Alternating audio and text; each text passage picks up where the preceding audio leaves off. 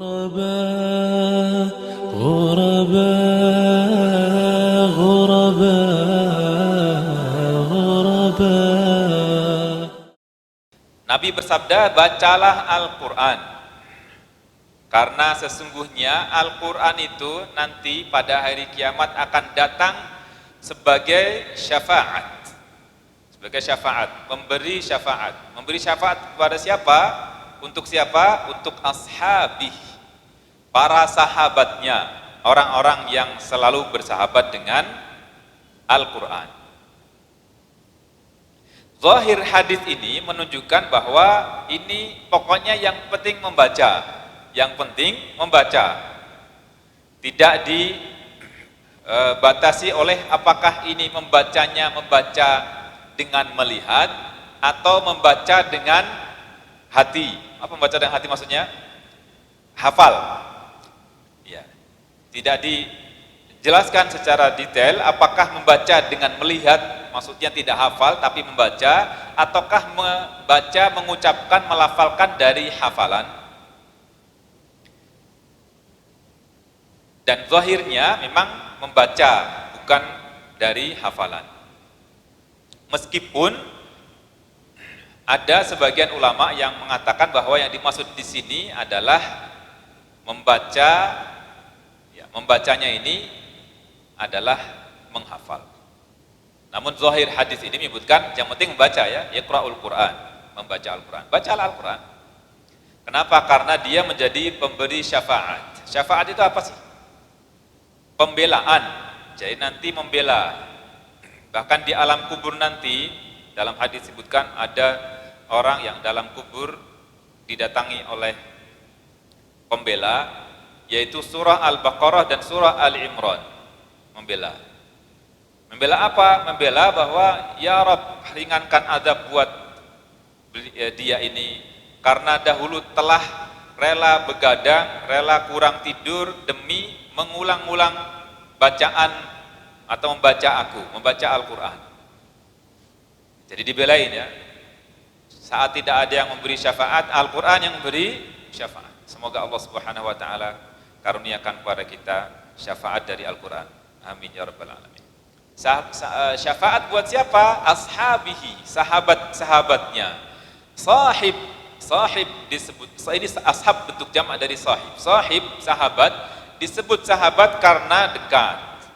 Tidak mau jauh-jauh, tidak mau lepas, maunya terlalu bersama. Gitu. Disebut juga sahabat karena mengerti, karena perhatian, karena terus ingin menggali hal-hal yang dimiliki oleh sahabatnya ini. Maka Nabi Sallallahu Alaihi Wasallam memberikan pendekatan orang yang membaca Al-Quran dengan ashabi. Dan ini kalau kita perhatikan redaksi hadis ini cukup unik. Perintahnya iqra'u, tapi kemudian terakhir li ashabihi. Kalau mau setara, maka iqra'ul Qur'ana fa innahu ya'ti yaumal qiyamati syafi'an li qurra'ihi atau li muqri'ihi. Gitu kan? Bacalah Al-Quran karena sesungguhnya kalau redaksinya li qurra'ihi tadi atau li muqri'ihi misalnya, dia akan memberi syafaat untuk orang yang membacanya. Tapi di sini nggak disebutkan orang yang bacanya, li ashabihi. Jadi ada kenaikan atau perbedaan penegasan dalam konteks hadis ini. Perintahnya membaca, tapi ternyata yang diberi syafaat sahabatnya, orang yang bersahabat. Semoga kita semuanya menjadi orang-orang yang bersahabat dengan Al-Quran. Meskipun tidak membacanya, semoga jadi sahabat tetap, ya, insya Allah, ya. Bawa kemana-mana, saya sahabat Quran. Minimal gitu. Apalagi kalau hafal kan sahabat terus kemana-mana. Ya keterlaluan aja kalau nggak ngulang-ngulang. Insya Allah juz 30 hafal semua kan, ya, insya Allah, ya. Insya Allah. Itu kan kalau diulang 30 udah 30 juz kan. Diulang 30 kali 30 juz. Dan insya Allah saya dipesan sama Abu Mahmud waktu itu.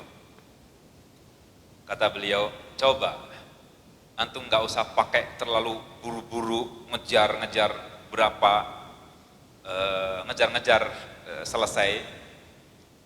Coba kamu ulang 1 juz itu selama 40 hari, nggak tahu berapa jumlahnya kamu mengulang, insya Allah kamu nggak lupa-lupa.